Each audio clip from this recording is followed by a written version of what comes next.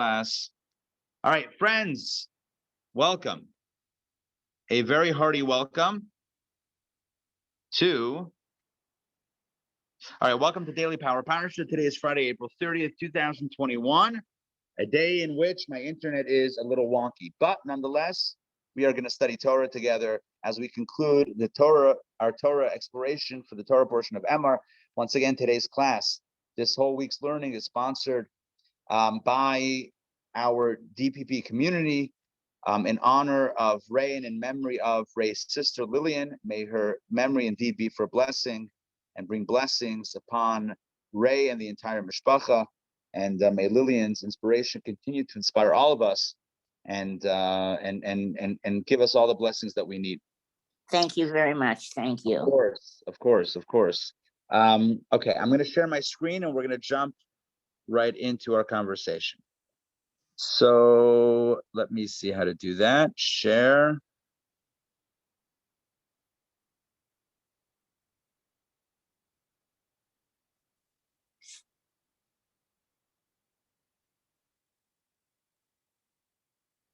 Torah reading for Emor 6 reading. Here we go. We're in the middle of the holidays.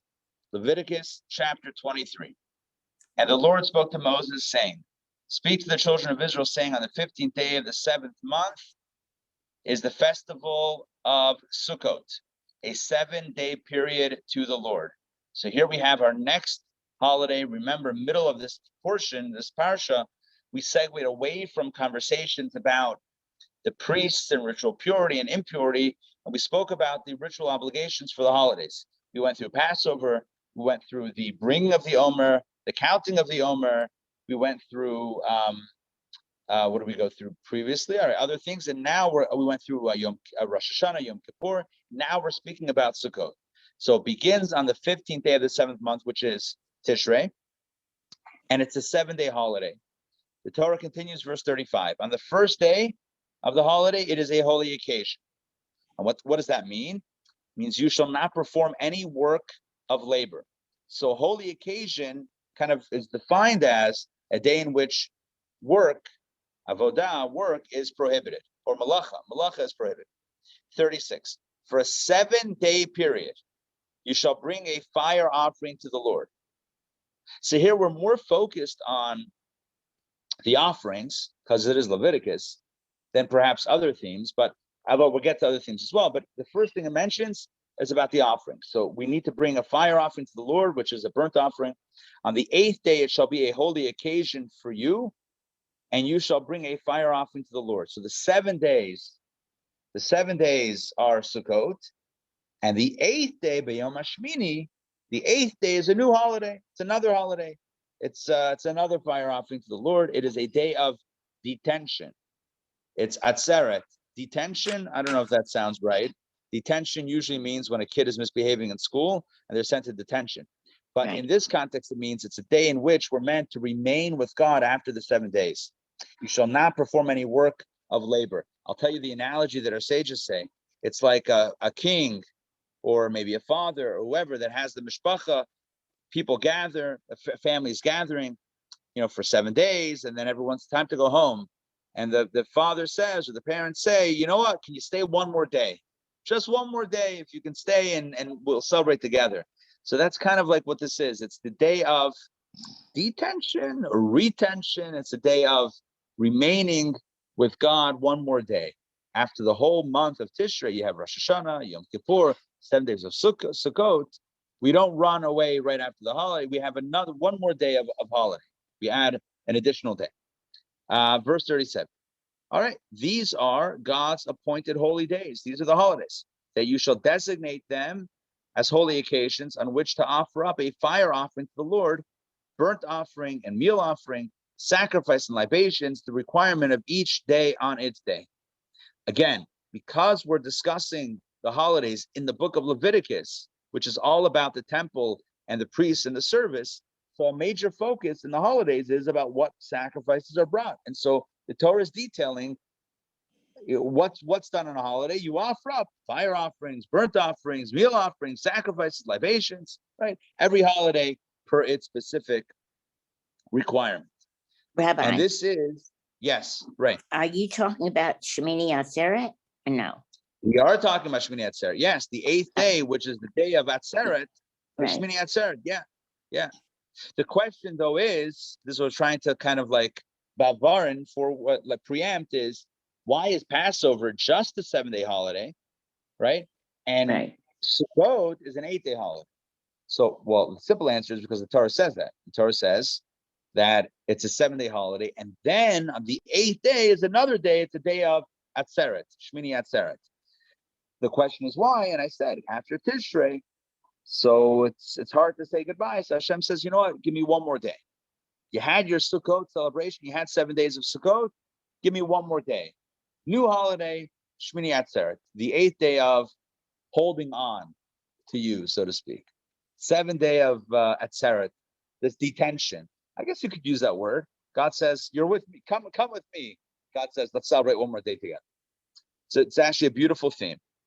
And this is brought on. So again, and then the Torah kind of summarizes about the holidays and the sacrifices. And then it says in 38, and this is apart from the Lord's Sabbaths, and apart from your gifts, and apart from your vows, and apart from all your donations that you give to the Lord. So these holiday sacrifices and offerings are aside from what you're going to bring on Shabbat, and aside from what you're going to donate whenever you feel like donating or giving or offering to God. These are the holiday offerings that are meant to be brought each holiday in its appointed time, on its appointed schedule, in its appointed prescription of what to bring and how to bring. The Torah now circles back, interestingly enough, circles back to Sukkot and fills in some more details that are not necessarily sacrificial related, right, but otherwise related to the holiday. The Torah says, but on the 15th day of the 7th month, right, which is Sukkot, when you gather in the produce of the land, so the holidays are also centered around agricultural events. So what happens on Sukkot, that time of year in the fall in Israel, they're gathering in the produce from the field. Because basically, let's say wheat, for example, you would cut the wheat in the spring or summer, or in the spring around Passover time, and then you would let it sit in the fields to dry out in the heat of the summer. And then before it starts raining, because you don't want soggy wheat, you want to grind it into flour, so it's got to be dry. So you would then bring it in around the fall season. So this is what the Torah is saying. So on the 15th day of the 7th month, which is Sukkot, when you gather in the produce of the land, you shall celebrate the festival of the Lord for a 7-day period, like we mentioned just a few verses ago. The first day shall be a rest day, and the 8th day, which was that extra day that we spoke about, also shall be a rest day. In other words, work is prohibited. Verse 40, and you shall take for yourselves on the first day of this holiday of Sukkot the fruit of the hadar tree. We know that as the esrog. You should also take the date palm fronds, which is the lulav, a branch of braided tree, which is the hadas or hadassim, and willows of the brook, the aravos. Take these 4 things. Basically, you take the citron, the palm branch, the myrtle branch, and the willow branch, put them together, and you shall rejoice before the Lord your God for a 7-day period. You shake the lulav, the esrog, the hadas, and the rava for 7 days, per the Torah's command right here. Verse 41, and you shall celebrate it as a festival to the Lord for 7 days in the year.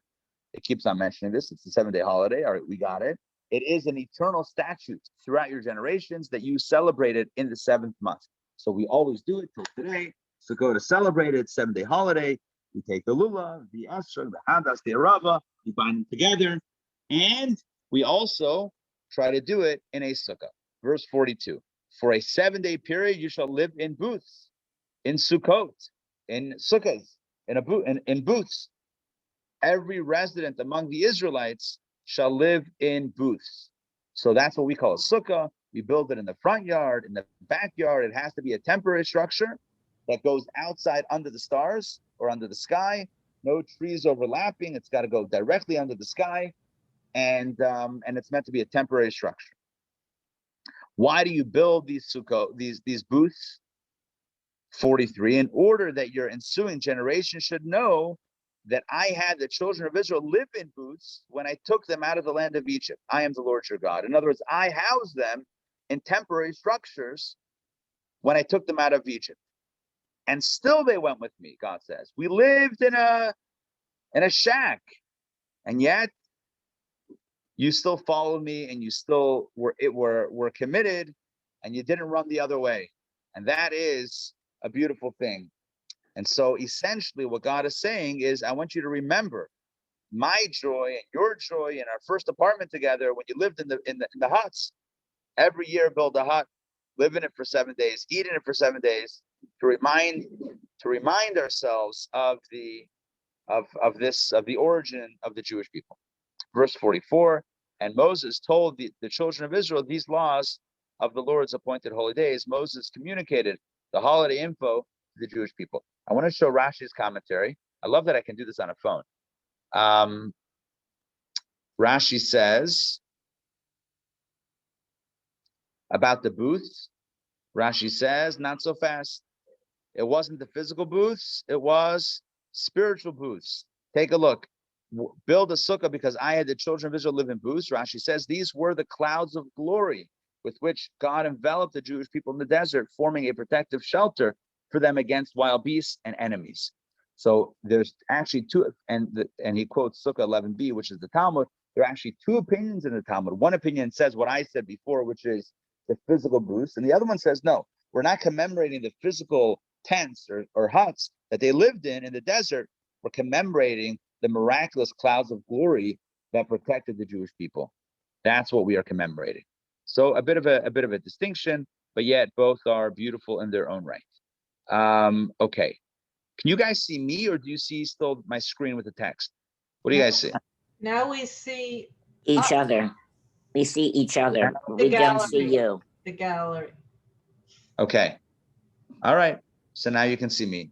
If you Now Now you insist. can see you. Fine. Okay. Fine. You see me also. Hello. All right. So I stopped sharing. Hey, I stopped sharing just for a moment to check in. So this was the 6th reading. We're going to continue in a moment with the 7th reading, but this was the 6th reading. And the 6th reading essentially is focused on concluding our tour through the Jewish holidays, the annual Jewish holidays. We went through Passover, the counting of the Omer, Shavuot, Rosh Hashanah, Yom Kippur, and Sukkot. Those are all of the biblical holidays. Any other holidays that we have are post 5 books of Moses. So Hanukkah and Purim and Lag BaOmer, which is today, and fast days and Tu B'Shvat and all these things, they're all post-biblical holidays, rabbinic things. These are not biblical holidays. Okay. So that is that.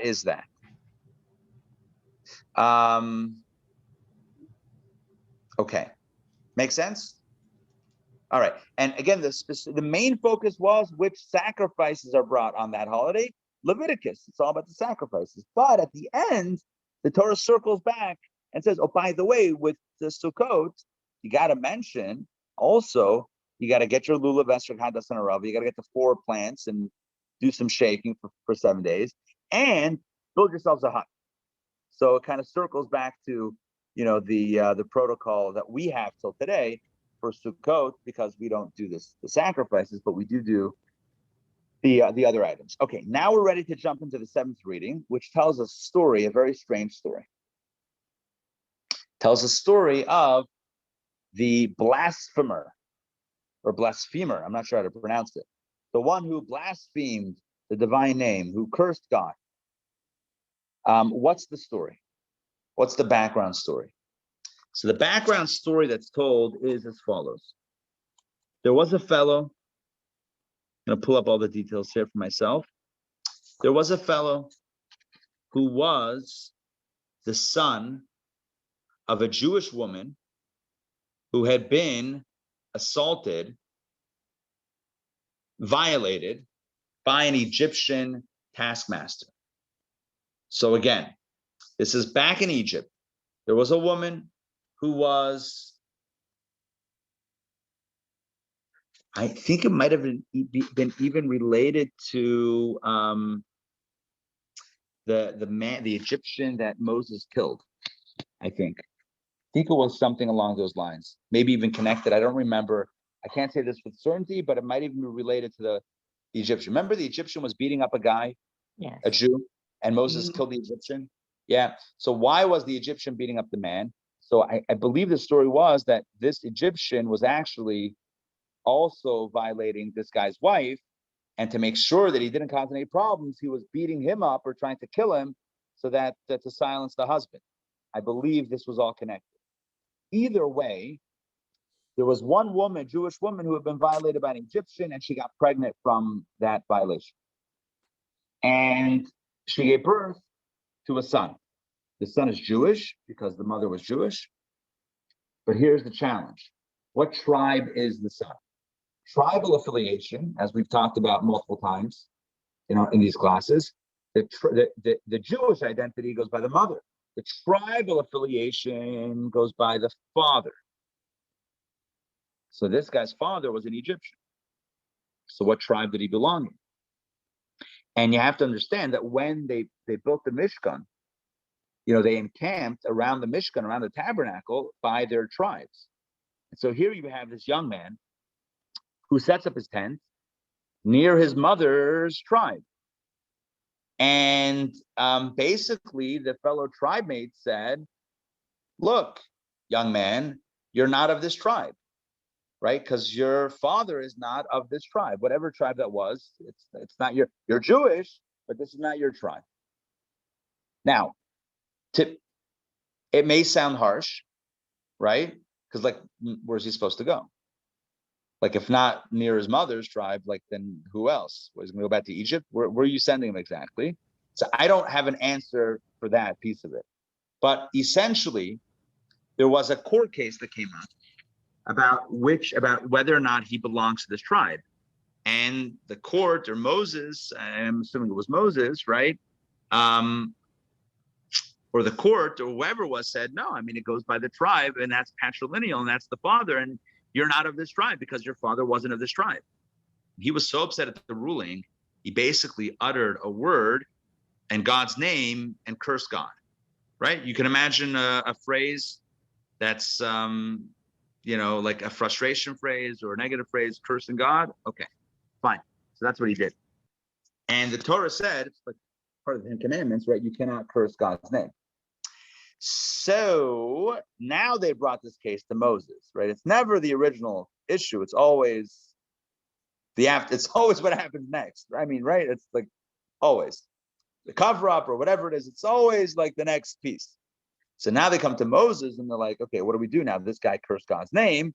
Moses asked God, and we'll see what happens. It doesn't end well. Okay, for this guy. Let's take a look. It's a bit of a harsh story.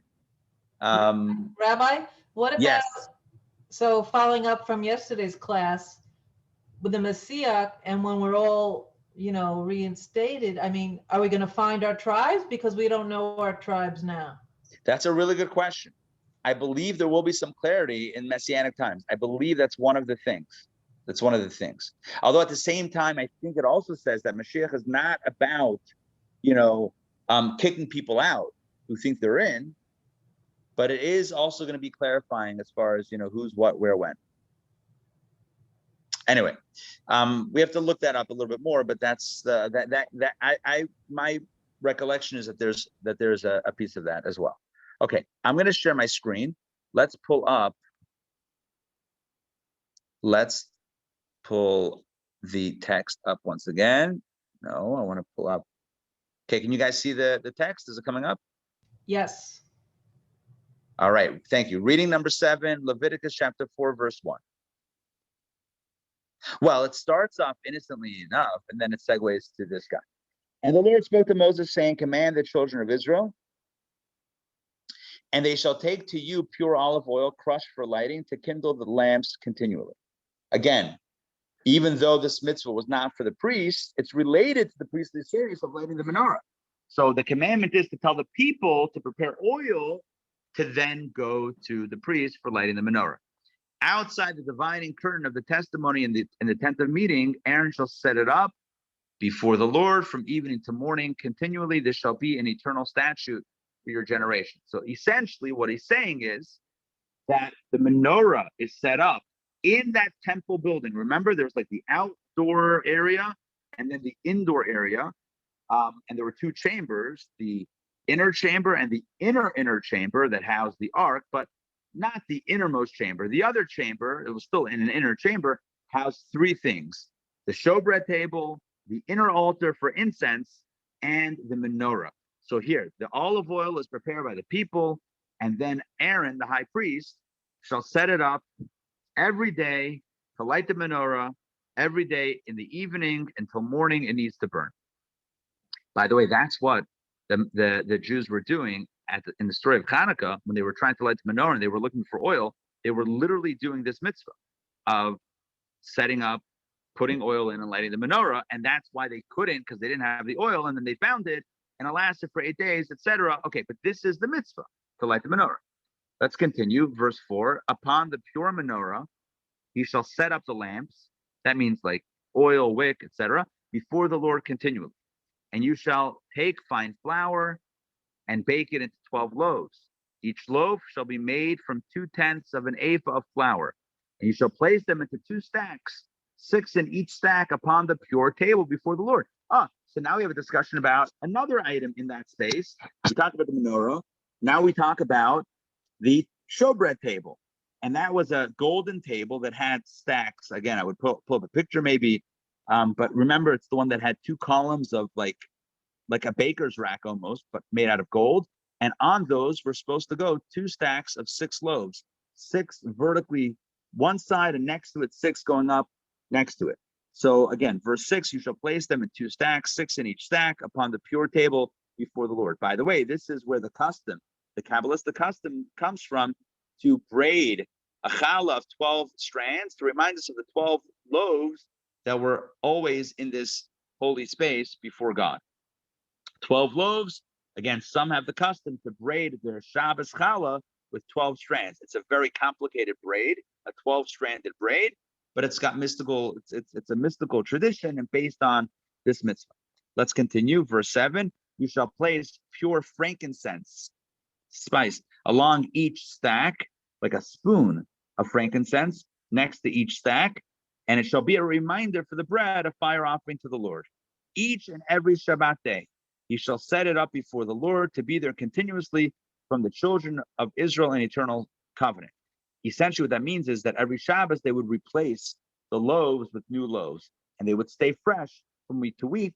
After the shift was done, they would take the loaves off, and the priests would eat it, and they would put on the new loaves. And the Mishnah of the Talmud gets into great detail about how they would switch from one set of loaves to the other. They would the goal was that the loaves should be continuously on the table. So even as they replaced them every Shabbat, they kind of slid one on while the other was being slid off. So it's kind of like trying to think of visually how to think about it. It's like, imagine you're like pushing a book on a table with another book and you slide it off and then the new book takes its place. So there's always a loaf or a half a loaf, right? There's always a loaf on the table. It's like you're just slowly segueing the one out while the other one comes in. In other words, you didn't just pull off the loaves and then replace them, because then for 5, 10, 30 seconds or a minute or two, it will be bereft of bread. You don't want to do that, so you literally physically put them next to each other and slide one off as the other one slides in. I hope that makes sense. Let's continue back inside. And it shall belong to Aaron and his sons. That means that they get to eat it. And they shall eat it in a holy place, for it is holy of holies for them, among the fire offerings of the Lord in eternal statute. But basically, these breads, these 12 loaves, have the status of a sacrifice. So therefore, it needs to be eaten in the temple. It's holy food, and it's eaten by the shift of Kohanim that are outgoing. Every Shabbat, they would change shifts. The shift that was outgoing would eat of the loaves, and they would partake in it. Let's continue. Now we get to the blasphemer. Now we get to the story. Now, verse 10, the son of an Israelite woman, and he was the son of an Egyptian man, right? Like I said before, his mother was was a Jew. His father was this assaulter, this Egyptian man. So this son went out among the children of Israel, and they quarreled in the camp. This son of the Israelite woman and an Israelite man. Because essentially, this guy got into a fight with the other tribe mates about whether he was allowed to be there or not. So they got into a fight. And this guy lost the court case. Verse 11, and the son of the Israelite woman pronounced the divine name and cursed. As I said before, he got upset at losing the court case because he wasn't legally from that tribe, because his father wasn't from that tribe. Again, the compassion element, I don't have a good answer for that right now. But legally, he wasn't of that tribe because his father wasn't of that tribe. His father wasn't Jewish. So that's how the ruling came down. And so he cursed God's name. Now we got bigger trouble. So they brought him to Moses. Until that point, it seems that the case was handled by the lower courts, by the other, when Moses set up, based on his father-in-law's advice, set up the societal structure, there were other lower courts, and this was handled as pretty much a straightforward case. He doesn't belong to that tribe. His father wasn't from that tribe. But then he cursed, and now it's a capital case. So they bring him to Moses. The Torah says at the end of verse 11, by the way, who was he? Or what? His mother's name was Shalomit, the daughter of Dibri of the tribe of Dan. So now we have some more information. He was of the tribe of Dan. And that's where he was trying to live. And his mother was Shlomit. Her father was Dibri. And they said, no, you're not from Dan, because your father wasn't. Your father's Egyptian. Why is her name mentioned? According to Rashi, it's to tell us that she was the only one to whom an Egyptian violated over the entire span of the slavery. This was the only situation that was this case. All right, let's continue. Verse 12. So they didn't know what to do with him. He had cursed God at this point, cursed God's name. So they placed him in the guardhouse, basically a makeshift holding cell. Not prison, but maybe a jail cell, like a holding place, until his sentence would be specified to them by the word of the Lord. In other words, they needed to escalate this to Moses, who would consult with God to figure out what to do with this guy. Verse 13. Then the Lord spoke to, so one second, I need to emphasize verse 12 about the guardhouse. The Rebbe points out that prison or jail is never the punishment. Even when Torah mentions it, it's only a temporary holding space until the sentence came down or until the verdict came down. But that's not itself a verdict. Jail and imprisonment, the Rebbe was very much against that. Now, what a person is a danger to society. Okay, so yes, there are cases in which maybe it's necessary or whatever, or maybe there's other ways to figure it out.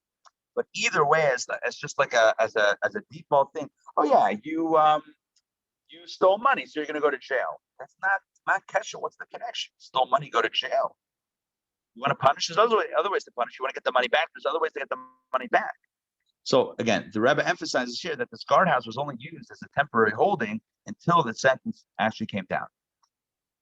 Now, I mean, the guy may have chosen to stay in the guardhouse as opposed to receiving the sentence, which comes down, but nonetheless, let's go. Verse 13. Then the Lord spoke to Moses, saying, here you go. Take the blasphemer outside the camp, and all who heard his blasphemy shall lean their hands on his head. And capital punishment. The entire community shall stone him. And to the children of Israel you shall speak, saying, in other words, make it known for all time, any man who blasphemes his God shall bear his sin. In other words, it's a problem. And verse 16, and one who blasphemously pronounces the name of the Lord shall be put to death. The entire community shall stone him, convert and resident alike. If he pronounces the divine name, he shall be put to death. And if a man strikes down any human being, he shall be put to death. Oh, hold on one second. So that's now the law about, not now, but that's, the Torah is clarifying the law about blaspheming, cursing God's name, and the punishment. right? We might have learned before in 10 Commandments, don't take God's name in vain, don't curse God's name, whatever. But what's the punishment? Now we know it's capital punishment. Again, with witnesses and warning, etc. It seems like in this case there were. Verse 17, and if a man strikes down any human being, he shall be put to death. So this is murder, capital punishment. And one who slays an animal, not capital punishment, shall pay for it the value of a life for the life he took. In other words, comes to human life, it's a capital case. Animal, somebody kills an animal, obviously not good at all, terrible, horrific, but it's not a capital crime. He's got to pay the value of the animal. He's got to make the owner of the animal whole. Verse 19, and a man who inflicts an injury upon his fellow man, just as he did, so shall be done to him, namely, a fracture for a fracture, eye for eye, tooth for tooth. Just as he inflicted an injury upon a person, so shall it be inflicted upon him. Now, hold on. You might think, whoa, the Torah is saying if you break someone's arm, your arm gets broken. No, that's not what it's saying. Fracture for fracture doesn't mean that. It means the value of the pain and the suffering and the medical bills and the lost wages and the mental and emotional distress, that's what must be paid. So when it says fracture for fracture, eye for eye, tooth for tooth, it does not mean that if somebody injures someone else's eye, their eye is injured. It's the monetary value that's assigned for that. You ask the question, well, how do you assign a monetary value for an eye? Okay, there's 5 categories. I've explained this before in other classes. We have 5 categories of financial penalty. Nezek, tsar, ripoy, sheves, and boshes. And what those are, nezek is the damage itself. Tsar is the pain. Ripoy are medical bills. Sheves is lost wages. And boshes is the embarrassment from this, like emotional injury, tacked on top of all of this. 5 categories of financial penalty associated with a person who physically assaults, God forbid, someone else. All right. And the value is assigned by the value of that which he hurt. So fracture for fracture. In other words, you assign the value of a fracture for the fracture that he caused, or an eye, the value of an eye for the eye that he damaged, or the value of a tooth, a missing tooth, etc., and what that costs him in dentistry bills for the tooth that he knocked out, etc. So shall be inflicted upon him is not physical, as I said. I'm just repeating myself, but rather it's financial. Now, how do the rabbis know this? How do we know this? Again, there are indications in the text. Wow, I just got an indication now. My phone battery is just a few percentage points away from dying. So we'll have to summarize this in a bit of a quicker pace. So how do the rabbis learn this? How do they derive it? They have their sources. They have because it says at the end, Ken Yunasin bo, so shall it be placed upon him. Here it says inflicted. That actually makes it more of a stretch. But in the Hebrew, it's Ken Yunasin bo, so shall be placed by him. Nasan means given. What is given? You give money. You don't give injury. You give money, and that's a word, nasan, give. That's used by money. So that's how we learn that we're talking about money, financial payment, not, God forbid, hurting someone. Okay, let's continue. Verse 21, and one who injures an animal shall pay for it, and one who strikes a person shall be put to death. Again, reiterating the distinction between animal and human injury or killing. Verse 22, one law. Oh, this is huge. One law shall be exacted for you, convert and resident alike, for I am the Lord your God. No 2 sets of law, right? For the upper half, or low, for those the haves and the have-nots, there's no such thing as have and have-nots. Everyone is under the same law. Verse 23, I'm just going quickly because I have 3% battery. And Moses told all this to the children of Israel, so they took the blasphemer outside the camp and stoned him. The children of Israel did just as the Lord had commanded Moses. Again, there's no way around it. Certainly a harsh penalty.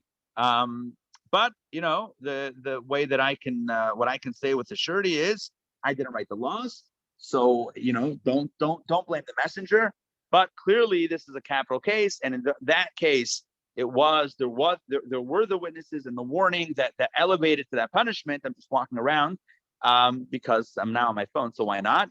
So that is the end of that story. So what's the moral of the story? don't curse God's name, number one. What else is the moral of the story? It is don't injure people, or God forbid, worse, or animals for that matter, right? We got to treat each other well and not curse God, and build a sukkah and shake a lulav and an etrog. I think that's what we can all agree on from today's reading. All right, I want to wish everybody, as I approach 1% battery, it's going to cut out either way, so might as well end it with greetings with the blessings for Shabbat. I want to wish everybody Shabbat Shalom. Have a wonderful Shabbat and lots of peace and love and harmony and unity and blessings, especially with what just happened in Israel over the last 24 hours. Meron, we wish everyone who needs a healing, and everyone who needs comfort should have comfort, and only joy and only happiness should we celebrate together. All right, have a good Shabbos, Amen. everyone. We'll see you soon. Good Shabbos. Thank you. Shabbat Shalom. Pleasure. Shabbat shalom. We'll see you soon.